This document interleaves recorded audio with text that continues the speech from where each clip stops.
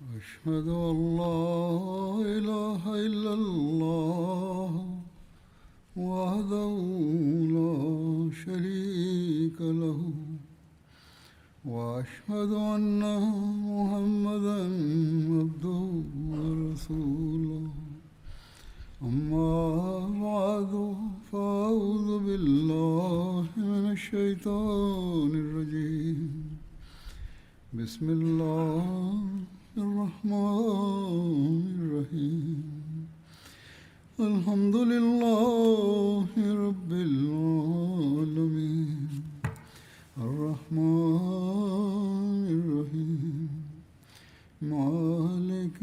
يوم الدين إياك نعبد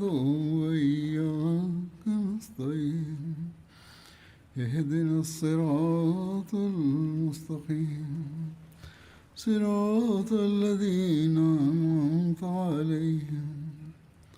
غير المغضوب عليهم ولا الضالين そしてメッカが征服された後、ハジラタ・リードタランホは、その水を飲ませる係と、もう一つ、その鍵の管理する係に申し出ましたが、聖なる預言者はカーバ神殿に出る前にウスマン・ビン・タルハを呼び、そして鍵を渡してこう述べたのです。今日は、善と、そして寛大さを示す日であると。その時ウスマン・ビン・タルハはすでにムスリムになっていました。聖なる預言者サルラーレサラムは、ヒジラとする前、メディナにヒジラとする前、なぜこのように言ったかと言いますと、そのヒジラとする前、聖なる預言者サルラーサラムはある日、ウスマン・ベンタルハにカーバ神殿の鍵を求めました。しかし彼はそれに対してひどく聖なる預言者を罵ったのです。そして非常に汚い言葉で罵詈雑言を浴びせ、その時聖なる預言者は寛大さを示し、そしてこう言ったのです。やウスマヌ、ラッラカサタラハサハザルメフタハ、ヨーマンベヤディ、ハザウ、ワザウシャイ。つまり、ウスマンよ、この鍵はある日、私の手に渡り、そして私は自分の望む人にその鍵を渡す。その時ウスマンはそれに対しては、もしその日が来たのであれば、それは暗い種族の滅亡の日であると。聖なる預言者サラさんはこう言いました。アマラト、バウザテリヤオマイズ。いや、そうではなく、その日、暗い種族の尊厳は高められる。このような聖なる預言者に対して、このようなひどい仕打ち、迫害というものを聖なる預言者は覚えていました、ずっと。しかし、それにもかかわらず、聖なる預言者サララルサラは、慈悲をかけて、そして寛大さを示したのです。そして別の伝承によりますと、ウスマン・ベンタルハは自ら述べています。そのイスラム以前の時代、月曜日と木曜日、私たちは花束を扉を開けていました。そのある日、聖なる預言者サラサラがお越しになり、そして何人かと共にカーバ神殿の中に入りたがっていました。それに対して私は彼に罵詈雑言を浴びせてしまったのです。しかし、聖なる預言者は非常に寛大に物柔らかにこう言いました。ウスマーニよ。ある日、この鍵は私の手にあるでしょう。そして私が望む人にその鍵を渡します。そして今日、それがその日だったのです。もちろん、ウスマンもそのことの日を思い出していたでしょう。そして、聖なる預言者サララレサラもその日を決して忘れることはなかったでしょう。しかし、聖なる預言者はこう言います。ウスマンに自分の鍵を管理しなさいと。つまり、聖なる預言者はそんなことがあったにもかかわらず、ウスマンに鍵を渡して、今日は慈悲と寛大さを示す日だよと。もうあなたがこれからずっと管理してください。しかし、ひどく残酷な王があなたからその鍵を取り上げるまで。しかし、今日までカーバ神殿の鍵は、この家系が先祖代々この鍵を、カーバ神殿の鍵を管理しています。また、メカ征服の次の日、ファザー族がフゼ族の偶像崇拝者の一人を殺害してしまったので、聖なる元首はゾフルの後、演説をするために立ち上がりましたが、聖なる元首は自身の背をカーバ神殿につけていったのです。つまりそこで座っておられたのです。腰をかけて。あるいは別の伝承では聖なる元首はラクダに乗っておられたと。そして神様を賛美した後、こう述べたのです。人々を、神様は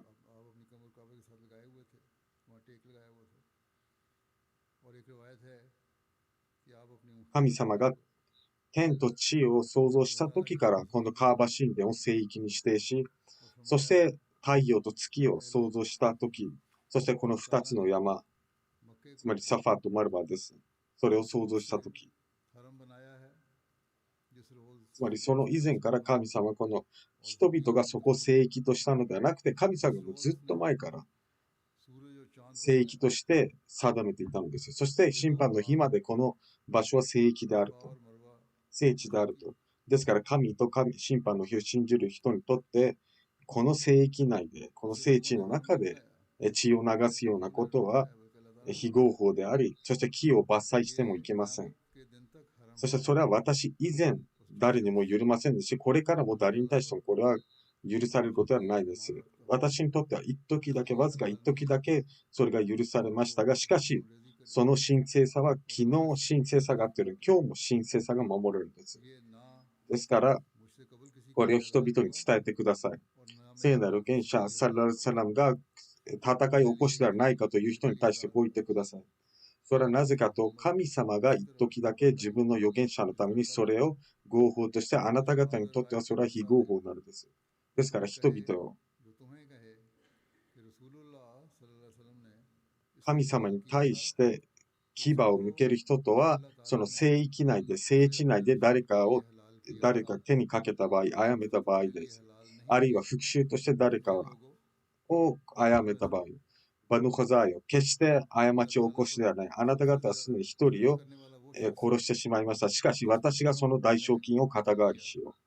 う。しかしこの後、その後誰かが誰かを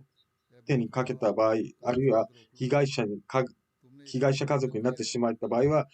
血の代償金を受け取るか、あるいは道外報復刑としてその人を処刑するかです。聖なる預言者は100頭のラクダをその被害者遺族に、譲渡したんです。また、ファラーダ・ビン・ウメールという人物が聖なる預言者サラサランをナウズベラ暗殺しようとした目論みがあったのです。その詳細によりますと、メッカ征服の日、多くの人々がまだ非常に、気に食わないようでしたが、しかし彼らはどうしようもなかったのです。ですからその結果、暗い種族の若い人たちが、イクラマナなどがですね、部隊を結集させ、わずかばかりの抵抗を試みましたが、その中の一人、ファザラ・ビン・ウメールという人物も同じような考えを持った人であり、そして聖なる元首サラムがカーバ神殿のタワーフをしているとき、彼曰く彼もその集団の中に入っていったのです。彼は曰く私が聖なる元首の近づいたときに自分の隠していた刃物で襲おうと考えていたのです。計画していたのです。彼はそのように集団の中に入って聖なる元首に近づいていきましたが、聖なる元首サラサランは彼の方を見てこう述べました。あなたはフザーラですかと。彼はこう言いました。はい、そうです。あなたは今何を考えているんですか。彼はこう言いました。私は神様を念じていますと嘘をついたのです。聖なる元首は微笑んでこう述べたのです。神に許しを求めなさい。あなたは他のことを考えていたと。そして聖なる元首は彼に近づき、そして彼の胸の上に手を置いたのです。フザーラ曰く、神に誓って、神様、聖なる元首が手をどかす前に、私は世界中で一番聖なる預言者が愛おしくなり始めて、そして彼はそのまま家に戻っていったのです。つまり180度考え方が変わったのです。そしてこの期間、ハズラト・アブーバッカルの父親がイスラムに入信したこともありました。ハズラト・アブーバッカルの父親はメッカ征服の日まで、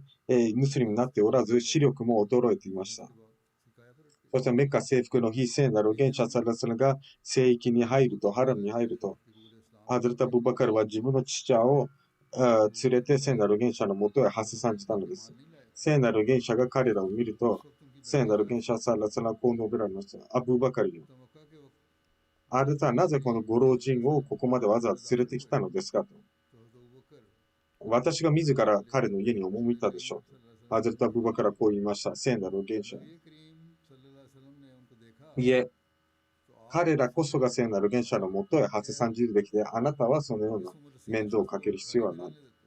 わざわざ来る必要はないと。そして、聖なる現者は彼の胸の上に手を置き、イスラムを受けていってくださいと。そうすればあなたは平安がもたらされるでしょうと。そして、ハゼタ・ブーバカルの父親はムスリムになりました。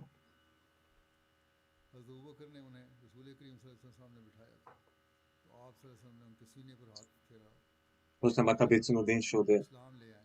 ハゼラト聖なる現象のいとこであるハズレト・ウメハニの家で聖なる現象が食事をとったということで、ハズレト・イブネ・アバースによりますと、メッカ征服の日、聖なる現象はウメハニに、あなたは何か食事ありますかと。彼女はこう言いました。乾いたパンの他何も持っていません。そして私は非常にそれしかないということは恥ずかしく思いますと。聖なる現象はこう言いました。いや、それだけで十分です。聖なる現象はそれを水に浸し、そしてそれを塩をも持ってきたので、聖なる現象は何か汁はありますかと。すると彼女は、私は酢しかありませんと。聖なる現象では酢を持ってくださいと言い、聖なる現象はその酢を乾いたパンにかけて、そして神様を称えながらそれを食べたのです。酢はなんと素晴らしい汁であるかと。家に酢があれば、決してその人は貧しい家ではないと。これほど聖なる現象は常に感謝することを心がけており、そして梅はみの励みにもなったのです。つまり聖なる現象は何でも食べることができましたが、その時わざわざ彼女の言って乾いたパンで食事を済ましたのです。聖なる現象は、そのムスリムたちがカーバ神殿にやってアンサールの教諭たち、メディナ出身だってアンサールの教諭たちは心配するようになっていたので、それは聖なる現象はこのままメッカに留まってしまうのではないかという。これも一つの愛なのです。愛とともにこのような心配も好きものなんです。なぜかというと、誰かを愛しているということは常にその愛について、その人に関して常に考えており心配しているんです。ですから、このような多くの愛情表現というものをメッカ征服の日に見ることができます。非常にこのメディナの教諭たち、アンサールたちからその愛情表現が読み取れます。ハズレット・アブ・フレイラになりますと、聖なる現象サルラサラムが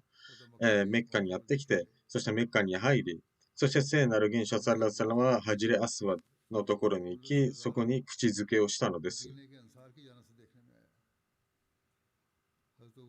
そしてカーバ神殿、タワーフして、そして聖なる現象ある場所からカーバ神殿の前にあり、そして両手を上げて神様を賛美し、そしてずっと神様を念じて、そしてお祈りを続けたのです。アンサールはそれを聞いていました。アンサールも一緒にいたからです。そして聖なる現象はお祈りをし続ける限りし続けて、そして聖なる現象は非常に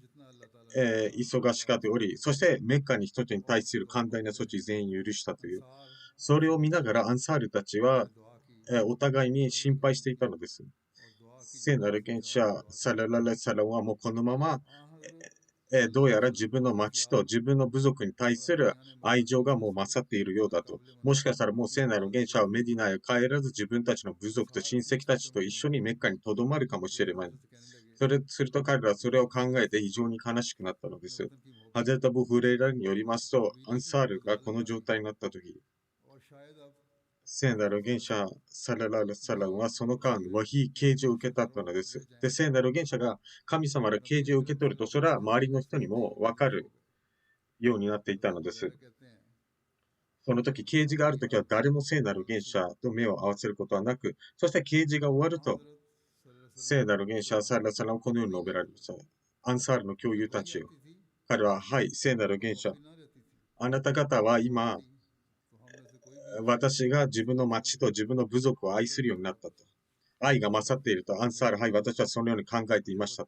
すると、彼はこう聖なる元者こう言いました。私はムハンマドです。私は神の従者にして預言者であると。私は神様のためにあなた方のもとへ、あなたのもとへヒジレトしたのです。ですから私が生きるのも死ぬのもずっとこれ以後あなたたちと共にです。これを聞いて、アンサールの教諭たちは涙を流し、聖なる元者の方へやってきて、神に誓って、私たちが言ったことは、神と神の預言者への愛がために、そしてそこから離れたくないがための言葉だったのですよ。聖なる預言者はこう言いました。きっと、確かに、神と神の預言者は、それを確信しています。この出来事に関してハゼル・ムスリムワールドはこのように言いました。聖なる預言者、サララ・レッサラは、カーバ神殿のお祈りをしているとき、そして様々な、自分の部族、そして町の人々に対してずっと許していったのです、考えに。しかし、アンサールの教友たちは非常にそれが心配になり、そしてお互いにもしかしたらもう神の預言者はここに留まってしまうと、なぜかというと、もう再びこのメッカの町が彼の手によって戻されたので、そして彼の部族がもうムスリムになったので、ということを心配していたのです。その時神様はこのアンサールの気持ちを、啓示を通じて聖なる預言者に教えたのです。そして聖なる預言者はアンサールの教友たちを見てこう言ったのです。あなたはムハンマド・サララ・レッサラムが自分の町の愛がゆえに、そして自分の民族の愛が、勝ったとでも思っているのですかと、アンサールはこう言いました。はい、そう思っていますと。私たちはそのようなことを考えていました。すると聖なる預言者はこう言いました。あなたは私の名前が何であるかを知っていますか？私はムハンマドです。私は神の従者にして預言者です。ですから、この宗教のため私たちが弱かった時に、あなた方命を捧げたのに、あなた方を置いて私がどっか行くとでも思っているのですかと。アンサール、そんなことは決してありえないと。私は神の預言者にして従者であると。私は神のために自分の町を、捨てて去って、そして私は決してまた自分の町へ戻ることはありません。もう私の人生も生きるのも死ぬのもあなた方の生きると死ぬと共にです。アンサール、メディナの教諭たちは、この聖なる元者の愛とこの言葉を聞いて、この誠意を見て、彼らは涙を流しら前へ進み出てこう言いました。聖なる元者を神に誓って、私たちは神と神の元者に対して誤った考えを持っていました。しかし私たちの心は、神と神の預言者が私たちを置いて、どっか他の町へ行ってしまうではなく考えられなかったのです。神と神の預言者はあなたの誠意を知っています。ムハンマド・サララ・ラッサラムとメディナの人々、サラサラム。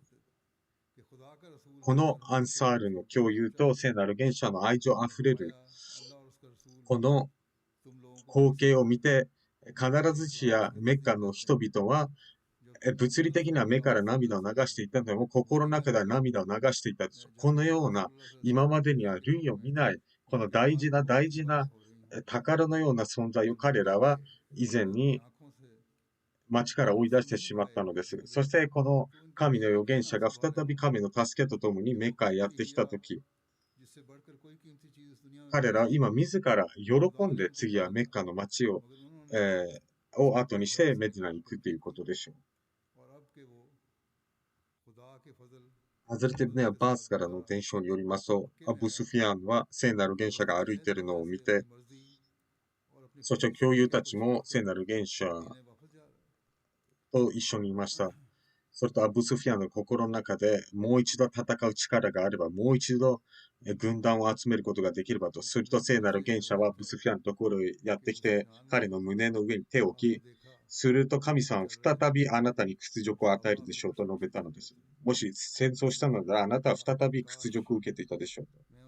それとアブスフィアンはこう言いました。私は当罵をします。悔い改めます。今私が考えたこと、言ったことに神様に許しを求めます。私はあなたが神様の真の預言者であることを確信しました。つまり私は誰にも言ってなく心の中で考えていたので、それを今あなたがあらわにしましたから、私はもうあなたを信じますと。またカーバ神殿の屋根から天井からアザーンがあったのです。ゾホルの時間になると、聖なる元首はハズレット・ベラールに命じて、彼はカーバ神殿の上へ上がり、アザーンをしたのです。伝承によりますと、聖なる元首サラサランは、その日のすべてのナマーズを一つのブーズだけで捧げたのです。聖なる元首は通常、すべての礼拝のためにブーズをしていました。沐浴をしていましたが、その日、教友たちは聖なる預言者が一回のブーズで全ての礼拝に下げたのを見ると、ハズレット・ウマルはこう言いました。聖なる預言者を今日あなたがしたことは普段しないことですと。聖なる預言者はこう述べられます。ウマルや、私はわざとそうしたのです。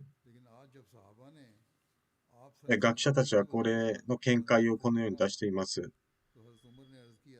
つまり、聖なる元首は自らの行動で必要であれば一回のブーズで全ての礼拝を捧げることっていうのを、示したのです。そして聖なる元首はベート、つまり忠誠の誓いも入信の誓いもさせました。また、ある伝承によりますと、聖なる元首はサラサラン、ある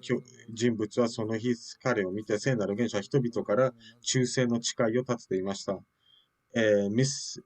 ファラという場所、メッカの西側にあるところですけれども、老若男女みんなが聖なる元首のもとへ集まり、そして聖なる元首はその神様を信仰すること、そしてアルラの他に神はなく、ムハンマドは神の預言者であるということの忠誠の誓いを立てたのです。そして人々は、集まり、イスラムに入信しようとした。聖なる元首はあるサファーの山の近くで座り、そしてそこで聖なる元首は人々から入信の誓いを立ていました。そして神と神の預言者をできる限り聞き、それに従うということです。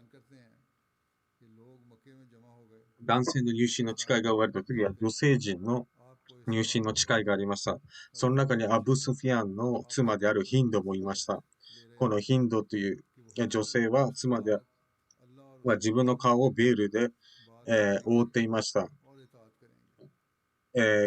彼女は聖なる預言者がハズレット・ハムザに対してしたことが問われて拘束されてしまうのではないかということを恐れていました。それと女性陣が聖なる預言者のもとへはせ参じると、聖なる預言者はこう述べられました。アルラの他に神はないということに入信の誓いを立ってください。決して盗みをしないということにでもです。ヒンドはこう言いました。神に誓って私はアブスフィアンの家から時々物をかすめます。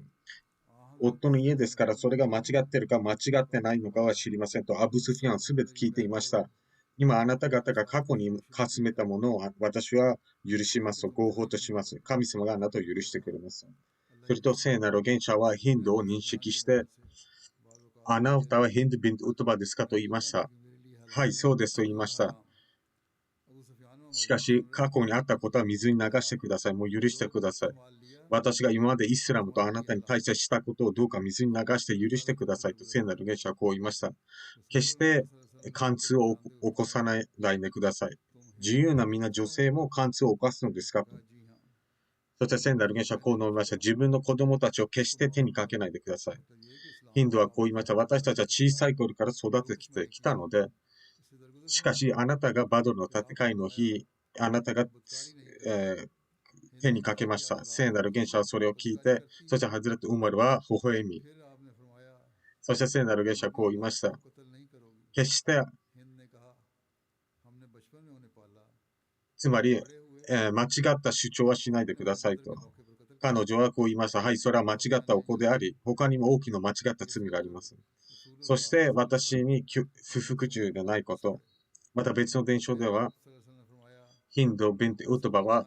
彼女がもう自分が間違った道にいたことに気づき、自分の夫であるアブ・スフィアンにこう言ったのです。私は聖なる元者に忠誠の誓いを立てたいと、つまりイスラムに入信したいということです。アブ・スフィアンはこう言いました。あなたは今までずっとイスラムを拒否し続けてきました。ではなぜそのような180度考え方を変えたのですかと。彼女はこう言いました。神に誓って私はファタマカの日、メッカ征服の日、私は聖なる元者サララサラムとムスリムたちが礼拝を捧げているのを見て、彼らは一日中、聖なる元者はずっと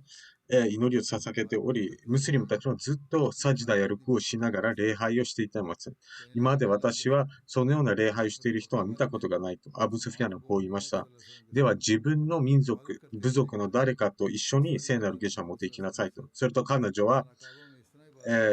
ハズレット・ウマルの元へ行き、そして彼を連れて聖なる元者の元へ行ったのです。そして彼女はそのイスラムに述べる意思を表明したのです。彼女はイスラムを受け入れた後家に帰り、そして家にあったものをすべて壊したのです。あった偶像をすべて壊したのです。そして彼女はこう言ったのです。あなたのせいで粉々にしたんだけど、あなたのせいで私たちは騙されていたと。ヒンドゥはムスリムになった後、聖なる元首はもとへ、ハセさんにこう言いました。すべての賛美はアルラーにあると。そしてこのイスラムを優位に立たせて、そして彼女はこう言いました。私にもあなたの慈悲をくださいと。私は女性です。しかしもう私はイスラムを受け入れました。そして神様を受け入れては信仰しています。それと聖なる元首はこう言いました。歓迎します。彼女はこう言いました。私は今まで、私はずっとあなたの家が崩壊することを望んでいました。ずっと。しかし今どの家の尊厳、名誉よりもあなたの名誉が一番大事です。彼女はムスリムになった後、聖なる元首に対する愛情と誠意はどのように示したのかというと、ヤギを2頭、丸焼きにして召使いに聖なる元首に捧げたのです。それと召使いはこう言いました。私の主があなたのためにこのお肉を贈与しました。そして彼女は、最近、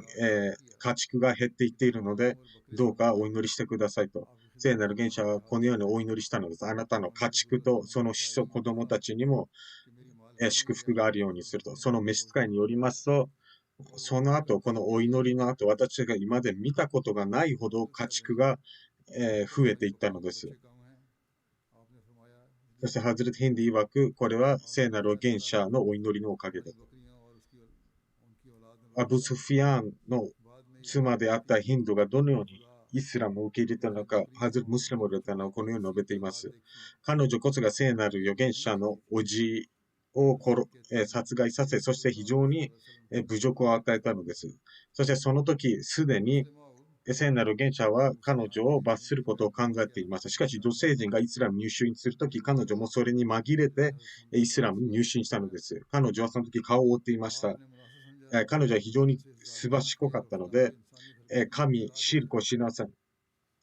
彼女はすぐに聖なる元首にこう言ったので、今になっても私たちがシルクするとお考えですかと。私たちは全力をかけてあなたと戦いましたし、もし私たちの神々が正しかったのであれば、あなたが成功することはなかったでしょう。つまり、偶像は何の役にも立たなかったと。そして私たちは負けたのです。聖なる元首はこう言いました。あなたはヒンダですかと。つまり声を認識していたのです。つまり一応親戚であったので、ヒンドゥはこう言ってた。聖なる元首は。私はもうムスリムになりました。もう私を殺害することはできませんと。聖なる元首はサラサラは微笑み、そしてこのように述べました。はい。そうですね。もうあなたには何もすることはできません。つまりあなたはすべての偶像を粉々にして一つの神のもとにみんなを束ねたと。ですからヒンダですらその時はもう今になっても神様が一つ、またある人物がイスラムに入信するために聖なる元首のもとへ馳せ参じて、そして聖なる元首の名誉と尊厳というものを見て彼は震えていました。すると聖なる元首はこう言いました。恐れるでなかれ。そして非常にへりくだってこう言いました。私は王でなんかではありません。私はただただメッカで干し肉を食べていた女性の息子です。その罪人を処罰することに関して、その詳細は様々な説があり、伝承があり、見解がありますけれども、何人かがメッカ征服の日に、処刑するように命じられていたからです。聖なる元者サラッサラムのこの処刑の決定という何人かに対する処刑の決定というのは聖なる元者の寛大さに反するものではないかと。ですからその詳細について話したいと思います。なぜそのようなことがあったのか。イブネ・イスハーという歴史家はこのように述べています。あまりにも大罪を犯していたので、そのような人たちを発見したい、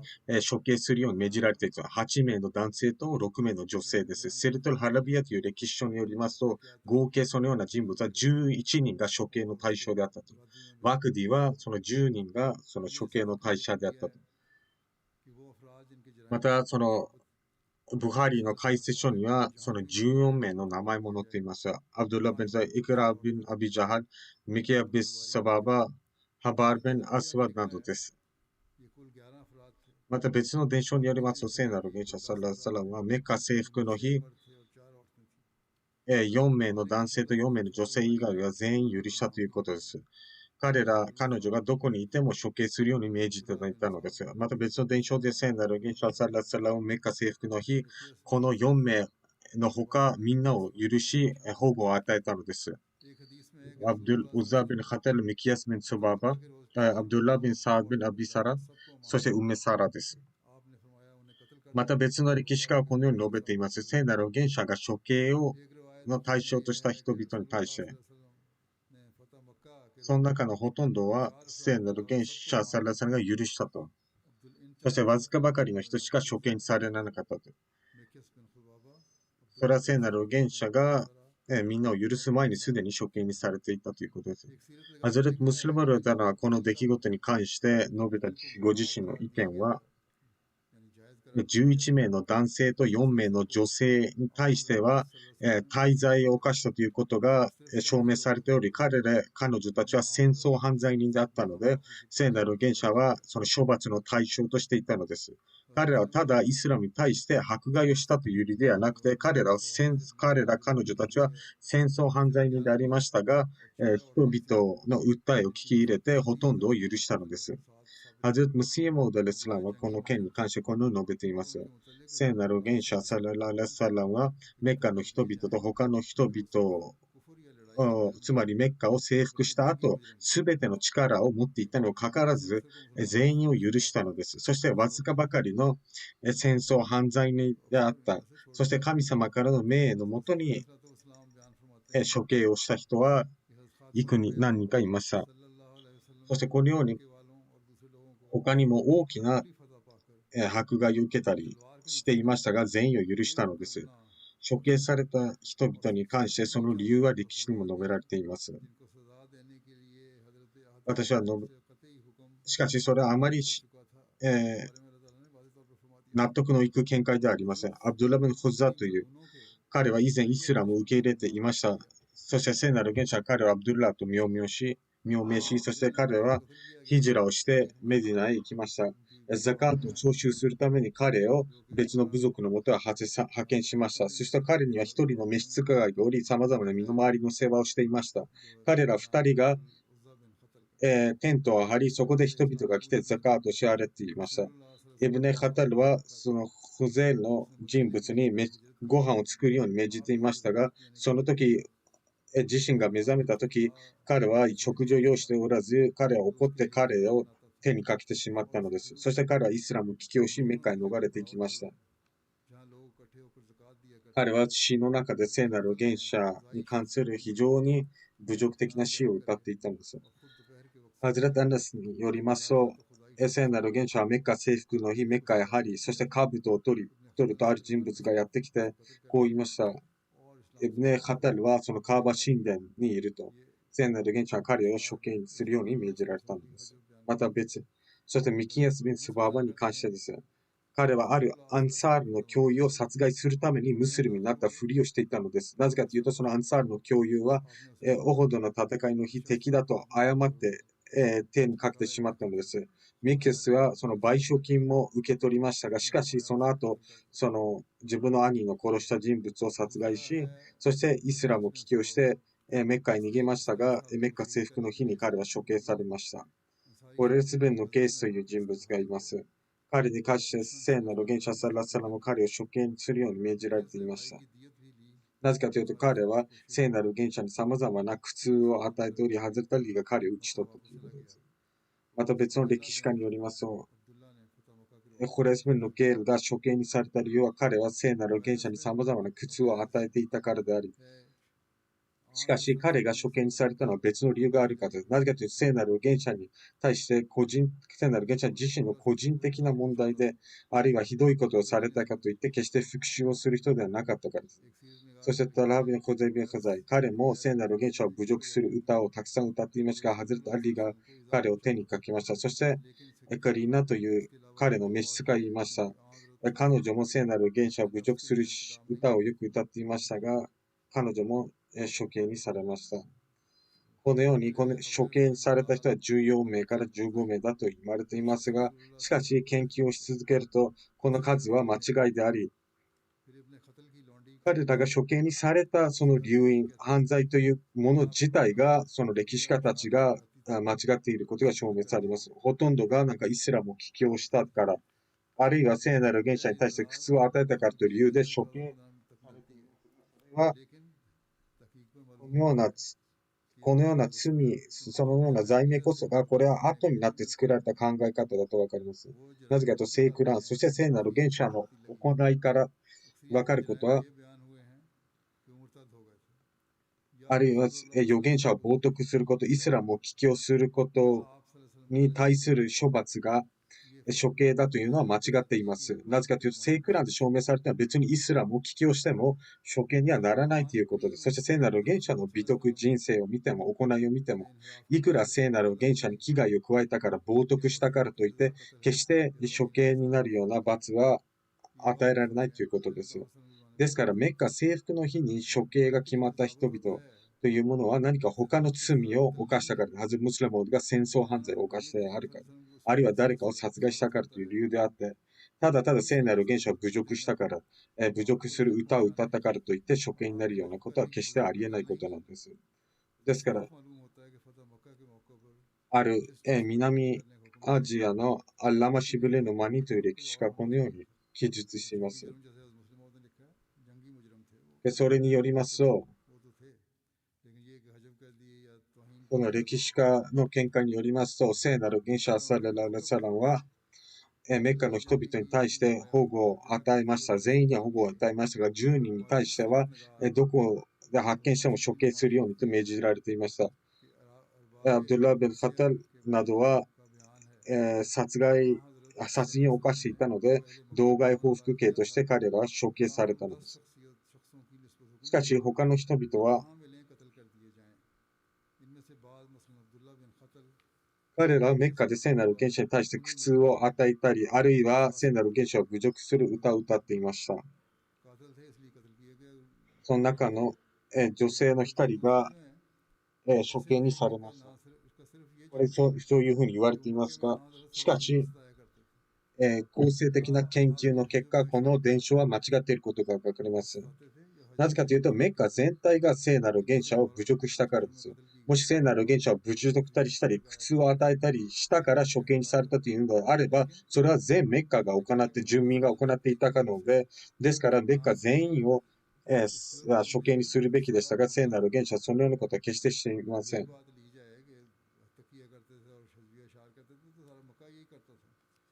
ですから、処刑の対象となった人たちは、そのようなことに関してはあまり罪が大きくないという人、もちろんそのサイシッタ・ハディースの六大書には、聖なる現者は決して自分の個人的な問題で復讐しなかったということが述べられています。カイバルの後もユダヤ人女性が毒を盛り込んで聖なる現者を殺害しようとしますが、聖なる現者は決して処刑にされてはならないと言っていました。このように聖なる原者サラサの寛大さがわかります。慈悲深さがわかります。ですから、このハラムには、そのユダヤ人女性以上の犯罪人たちが多くいたのです。聖なる原者に苦痛を与えた人たちが多くいたのです。ですから、合理的、理性的に見ても決してこれは正しくないと思われます。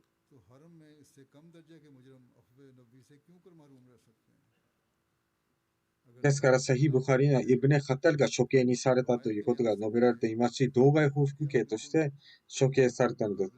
ミキヤスに関しても同外報復刑であり、そして他の人々、処刑が命じられていた他の人々に関しては、その理由が述べられたりしています。その理由が、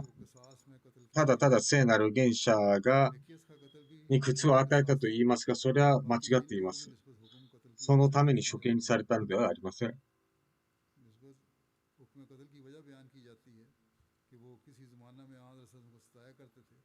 ほとんどが信憑性の低い伝承なのです。信憑性の高い伝承を引用すると、それはアビダウド、スナンアビダウドの伝承です。そこに書かれているのは、聖なる原者サラサラムメッカ征服の日、このように述べられました。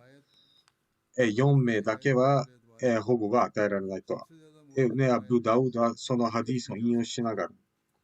つまりこれの信憑性がわからない。つまりアブダウドのこのような伝承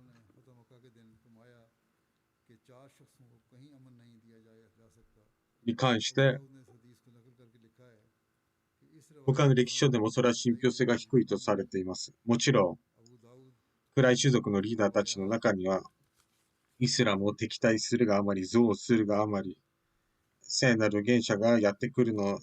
聞いて逃げていったかもしれない。メッカから逃亡したかもしれませんが、これはただ彼らが処刑されたから逃げたというのはわかりません。メッカ征服の日、わずかばかりの人が処刑の対象となりましたが、しかしそれは公正に見て約束されたメシアが述べたように、このわずかな人の処刑が命じられていました。それは神様からの命であったからです。そして3名から4名を除いては、他すべての敵を許したのです。ですからこれがその真実です。ですからなぜこんな人物が殺害されたのか、預言者を冒涜されたから処刑されたとか、そういったことはすべて間違っています。残りはインシャッラ次回話したいと思います。世界情勢は火を見るよりも明らかです。お祈りを続けてください。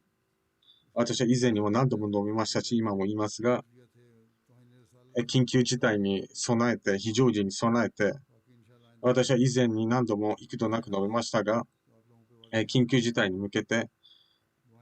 絶対に家に、備蓄してください。食料、非常食などを備蓄するようにしてください。国の政府もそのような言ってます。3ヶ月備蓄をされるようにと。どうか神様がこの世界に慈悲をかけ、そして戦争の災害から守られるようにと。私は何人かの亡くなった方々のジェナーザー、葬儀礼拝に卒したいと思います。その中の一人は、まずは、アブドゥル・ナシーム・ニガツさんのものです。ラジャ・アブドゥル・マリクさんの妻でありました。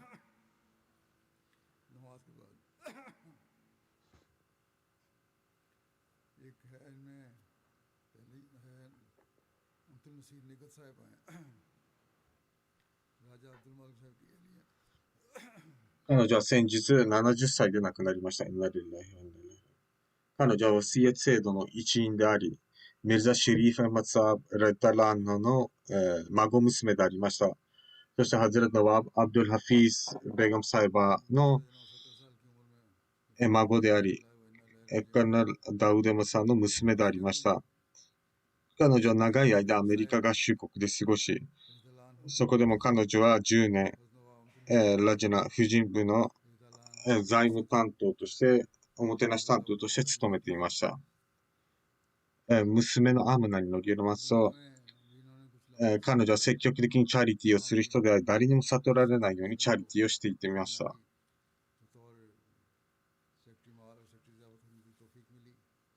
そそして彼女は貧しい人々にも肉を配ったりしていたのです。本当に金銭的にも多くの人たちを助け、貧しい人々に家を建てるのも手伝ったということです。ある晩彼女は夢の中で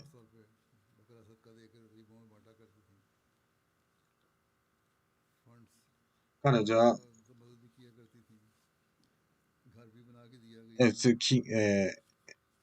非常におもてなしをする人であり、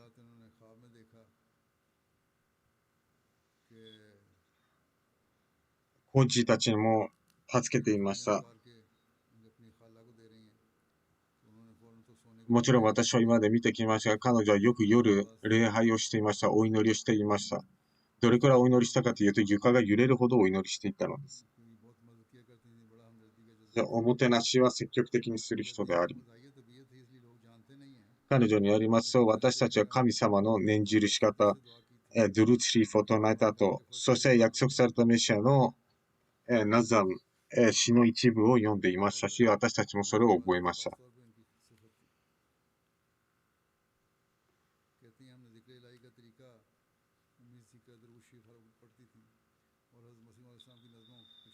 また近所の人たちに対しても優しく接する人であり、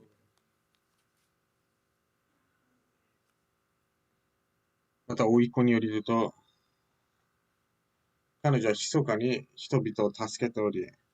そして神様は時折誰が助けをしていようとしている人かを知らせてもいました。つまり誰々の息子の景色式があるから手伝うようにと。それとすぐに10万ルピーを送金したのです。どうか神様が許しと慈悲を与えるように。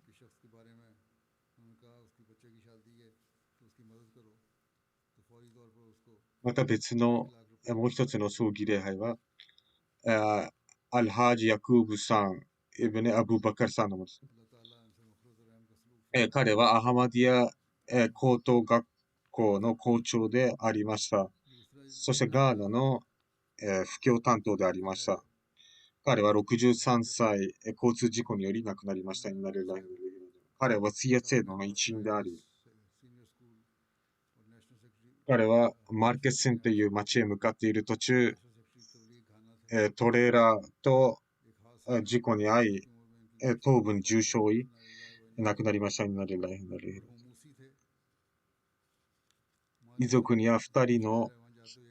妻と4人の子供、また母と妹と兄がいます。初等教育を収めた後、彼はアハムディア・ミッショナリー・トレーニング・コレッジに入学し、そこで卒業した後、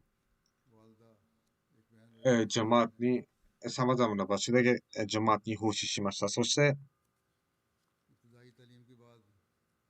彼はジャマートからガーナ大学に入学するように言われ、そして彼はそこでビジネスの学位を得たのです。ビジネスミッションの学位を得たのです。学位を取得した後、彼は政府機関から求人がありましたが、それを拒否しました。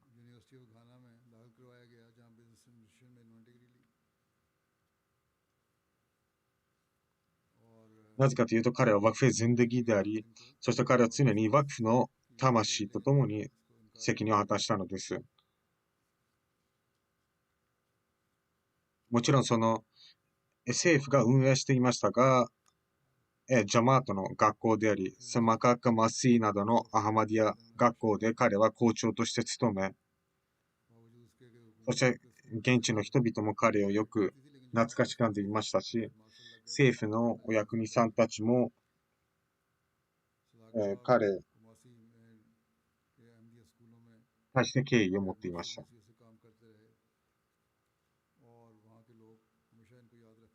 私が言ったように、彼はネッショナルセクリタブリーグ布教担当であり、そしてアンサールでもカエデ・タルビエとして務めていました。彼は非常に学術的な人物であり、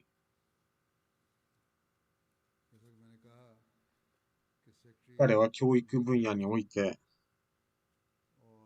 様々な委員会のメンバーであり、彼はチャース、コンフェレンスオフヘッドオフエスセケンダリースクールガーナの委員長であり、その委員会の委員長であり、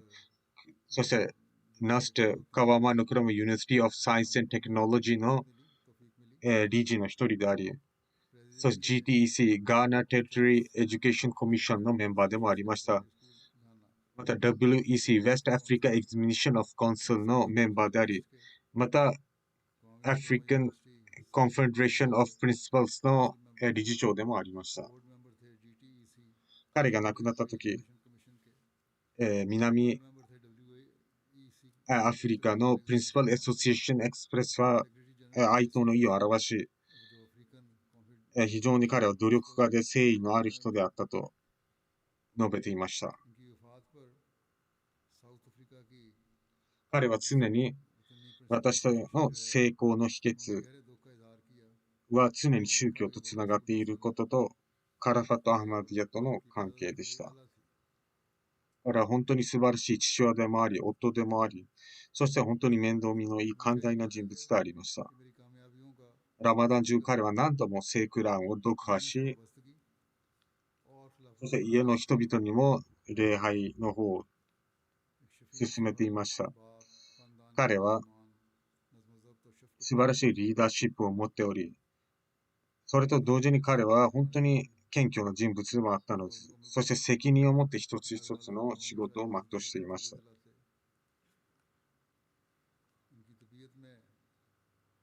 彼の兄がアハマディアに入信した後、家族にアハマディアがもうこれ兄のアブバクル・スディによりますと、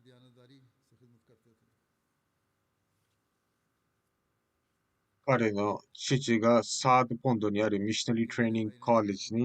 ッジに入学し、ローカルミッショナリーになった後、彼はその後さらに飛躍して様々な教会や政府レベルでの様々な分野で素晴らしい地位を築いたのです。私もガーナにいたとき、彼とは非常に親しかったです。本当に友情がありましたし、何か重要なことがあると、本当に信頼信愛が大事な仕事は彼に私も任せていましたし、本当に信頼信用できる人物でした。そしてカラファッタの後も彼と本当に素晴らしい彼が誠意を見せてくれたのです。ジャマートとカラファットのために本当に尊厳を持っている人であり、彼の母親になりますと、私の本当に、素晴らしい息子でありました。小さい時から私の面倒をよく見てくれて、そしてハッジをするとき、彼はハッジを巡礼をしようとしましたが、まずは母親に巡礼をさせてから自分も巡礼したのです。決して私を一人することはなく、常に私と一緒にいてくれました。彼の妻によりますと、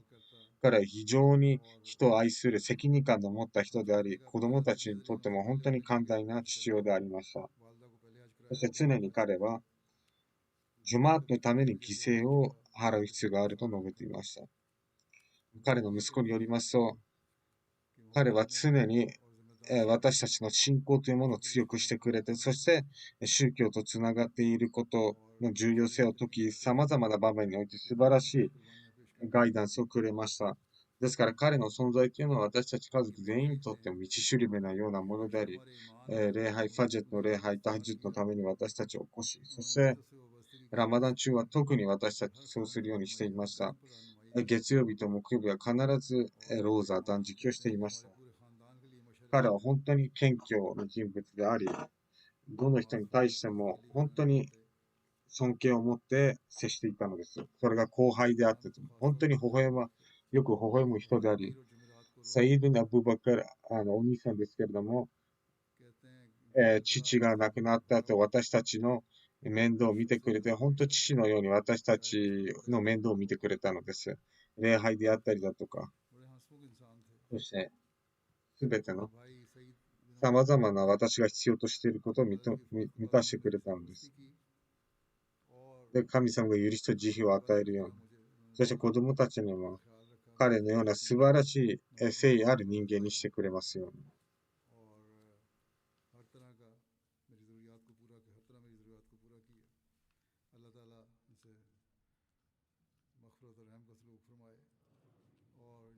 को भी इन जैसा वफाशार और नेकियों में बढ़ने वाला बनाए.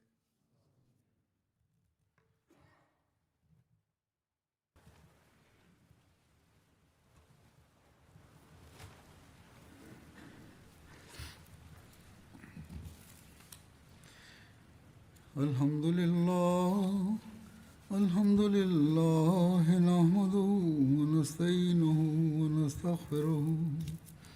ونؤمن به ونتوكل عليه ونعوذ بالله من شرور أنفسنا ومن سيئات أعمالنا من يهده الله فلا مضل له ومن يضلل فلا هادي له ونشهد أن لا إله إلا الله ونشهد أن محمدا عبده ورسوله.